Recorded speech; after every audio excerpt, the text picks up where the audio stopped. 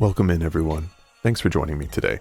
In this video, I'll be going over a list of my own desired QOLs for Valkyrie Connect, and as many tips about the UI and gameplay elements as I can remember to include. These are in no specific order, so prepare to jump around topics. The first area of concern is the Blacksmith. This has been an ongoing issue in VC for years, but the inventory is just too small. We need a solution in 2024. Ateam has told us time and time again that it's just a limitation of memory, and allowing players to hold any higher quantity of gear would be too much data.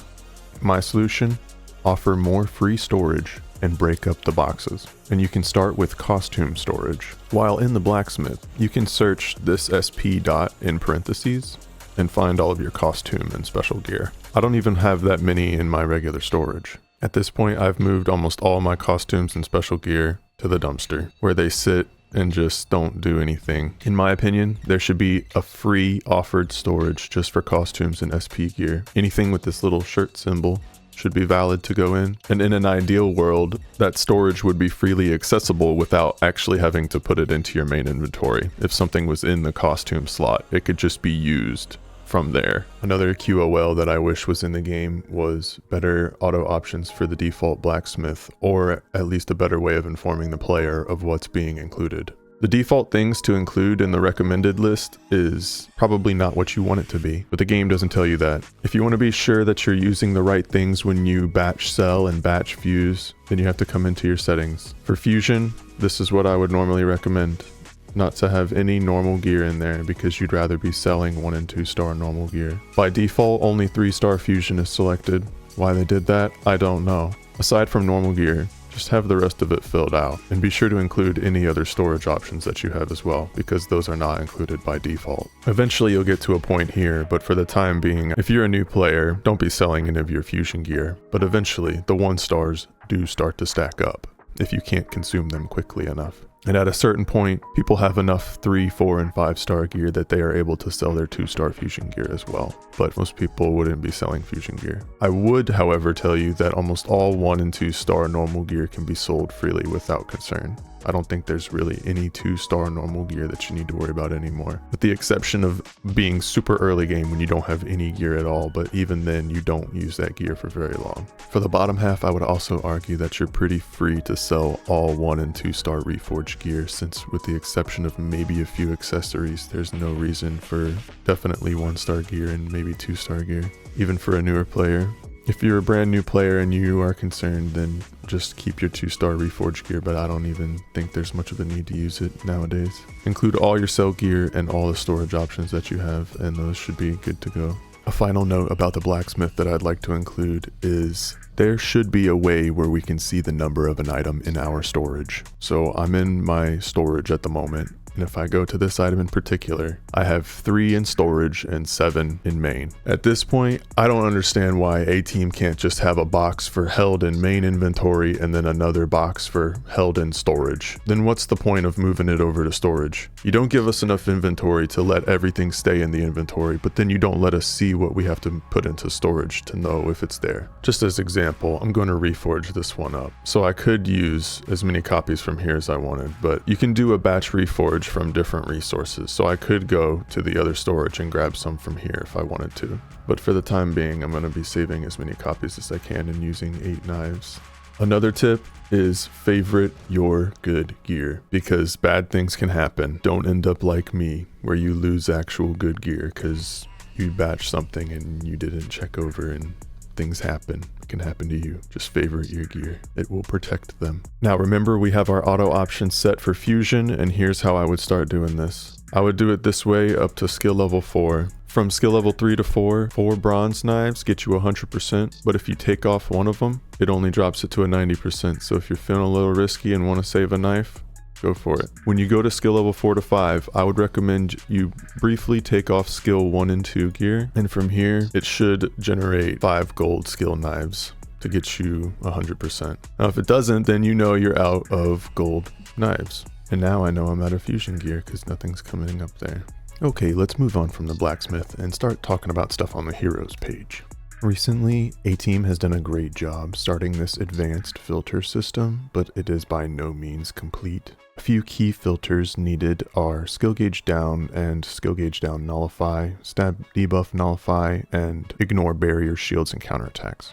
Okay, next topic is Affinity. My biggest gripe with it is that I just don't think it does enough. I don't think it's as involved as it should be. I think other games do Affinity in much more meaningful ways, and I think Valkyrie could elevate the Affinity connection here. I think Affinity should do more up to and including features like more voice lines, expressions, poses, animations. In the same line as Affinity, I feel like there should be a relationship expansion as well between the heroes, like friends, lovers, enemies. I'm not telling Valkyrie to copy E67 or anything, but this is just an example.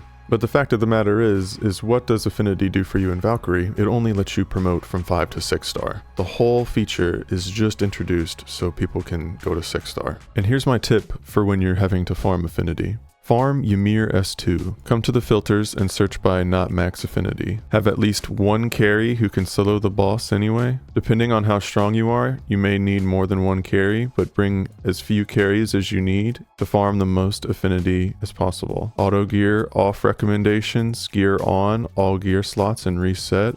On a gear set that you're not worried about, hit OK and run. The higher difficulty battle you run, the more affinity you get per run. So 9 stars and S2s are going to give the most affinity per run. This is just about the fastest way you're ever going to farm affinity. And I believe with S2 difficulty, it takes about 12 clears to get all 4 hearts done. Keep in mind that connect battles are the fastest way to get affinity. Just farm S2 Ymir. It's the fastest way I've discovered. Do not rely on expeditions to farm affinity. It is a tiny amount that you get per dispatch. Okay, back to another filter tip, and this is to go through your lucky heroes that have supercharge over 800. We're going to sort by supercharge, and we're going to go down to hypercharge affected slots. This is the way you can look at all of your lucky heroes and who's able to be hypercharged past 800. In this modern day and age, there's only so many lucky heroes that are worth hypercharging, but that's mainly because the rate of income on the crystal fruits is so low. You should always be trying to buy a crystal fruit in the regular mana trader every day. It costs 50 small fruit. We're only able to get it from the exchange of 50 small fruit per day from this trader, unless you get it from a special event or drop feature somewhere. But since I've had the freedom of time and OCD, I've made every one of my lucky heroes at least given 1 fruit, so they've been boosted to 850, just cause. I think Trill is worth the 2400, so I'll probably at least put into her. Okay, next topic is expertise pages. Starting off here, in the world of Omegas, this expertise page is probably the most important one that you're going to be using the most often. This is what I use in PvE and PvP now with Omegas. Omegas do not need more G power because they'll automatically be immune to it. Unless you're the counter race of the Omega, more knockdown will not do you any good since you won't be CCing them anyway. 1000 attack means you'll be dealing 10% more damage all the time unless the enemy has res, and 500 res of your own will reduce incoming damage by 5% unless the enemy has Spatak to eat through it, at which point you take away from their Spatak. I'm not saying there's no reason to run knockdown, and yes, you still bring knockdown in the Tower of Toxicity, but for the most part, in the world of Omegas, this is the build to run. Now, as far as building pages go, we need a max and a min button. There's plus and minus that you have to sit here and wait forever. The acceleration kicks in, but you're still waiting here.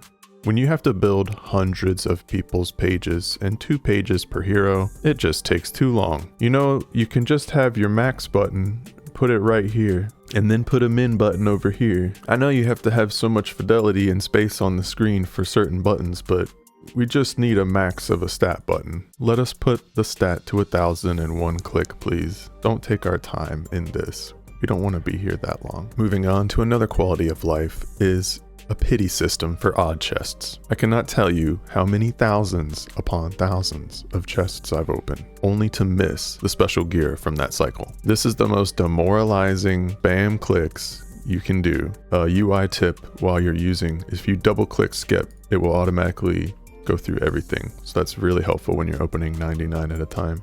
But please, Ateam, all you need to do is have it to where the game recognizes if you've opened 1000 boxes, and once you've done that, reward the player with a copy of the gear, or whatever number of boxes you think is appropriate. But the drop rate is just too inconsistent amongst different gears. Next topic, Labyrinth of Affinity. I'm not going to spend a lot of time here because I don't think it really needs it. I don't think this mode is as engaging as it should be. There's only an 1100 diamond incentive for doing this, and to get to the 30th floor with these 3 starter heroes can be insane. Even if you know what you're doing when you're going through and switching out your builds and resisting fields and having enough elemental damage to eat through anything that it throws at you, it's just unrealistic. Even with powerhouse meta heroes, it can be difficult once you get past floor 20, let alone floor 30. I may have tried this mode once on one of my accounts just to see how it went and then never touched it again in all the time it's been here. This needs to be more engaging. There need to be better rewards. Make it like a simulated universe experience in Honkai Star Rail or any of the other clones that have this kind of mode now, this gauntlet mode. The rewards need to be a lot more. There needs to be a much greater incentive to do this. Another mode in the same story as Labyrinth is Pugilist Peak. I think the rewards in this mode need to dramatically be improved to have this be more incentivized. There could be a gear associated with it. There could be guild related perks or points or rewards related to it. The guilds need to be more involved in PvE rewards as well, that are weekly, monthly, or even daily. Have guilds earn bonuses or EXP or rewards or gears and items, or even a little high boost or any of the other currencies that you have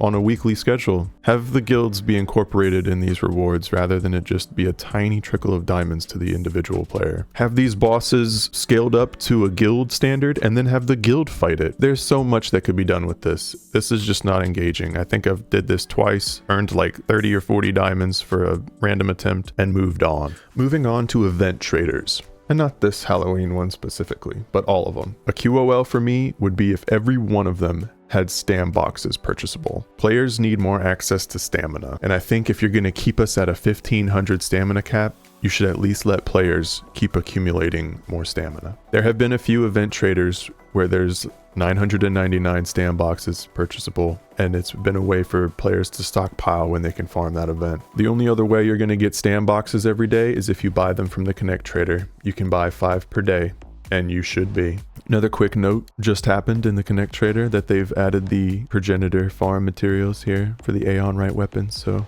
you can buy these every day now too if you've got a nice stockpile. I've been playing Valkyrie Connect for 7 years now, and understanding the importance of having stamina on hand is one of the biggest lessons I've learned. Stamina management is huge in this game. Control your stamina and you'll have a lot more fun playing because you can use exactly how much you want when you need it. Jumping into a random QOL that I desire. I really want camera controls in Connect battles.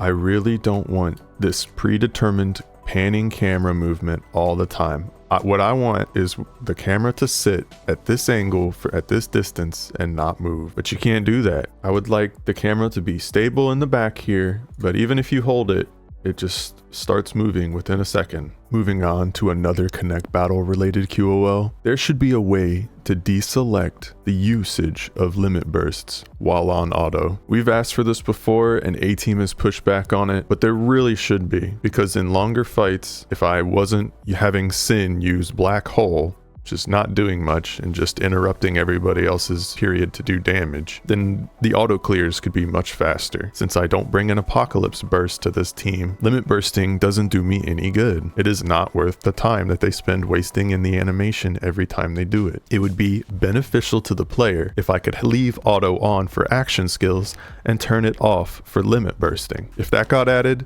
that would be a huge deal. Just saying, Ateam. Seriously, think about it. We know you don't want to give it to us because you want to show us the animations of the skills, and that would take away from the importance of an APOC burst and a hero having one. Then just give us the setting to turn off normal limit bursts and leave apocalypse bursts on. Why not have that extra delineation? Why not have that extra layer? Give the player the control. That will help us auto our battles better. That will give us higher win rates on the battle. That will help us farm easier. That'll make sure that we don't get so burnt out because we have to RNG a fight more. That tiny little detail of not having to auto your limit burst, but still being able to auto your action skills would make a huge difference for the player. Okay, jumping over to another QOL topic is trader revamps. They've done a few trader revamps recently, but there's still some major concerns. One being the regular mana trader. These are at the top before you've purchased them, so everything everything's up here. And when you buy the last one, look at that. You're not paying mana anymore, you're paying diamonds. They really should just take these out. They should not have these anymore. These are the biggest obvious noob trap. And I'm pretty sure I've accidentally bought a green one before. And I'm sure Ateam's gotten quite a few people to accidentally buy one. Just take these out. Don't make this a resource that you try to trick people to buy with their diamonds. You're better than that, Ateam. Another trader they could do so much more with is the Soul Trader. This is just a collection of dead SP weapons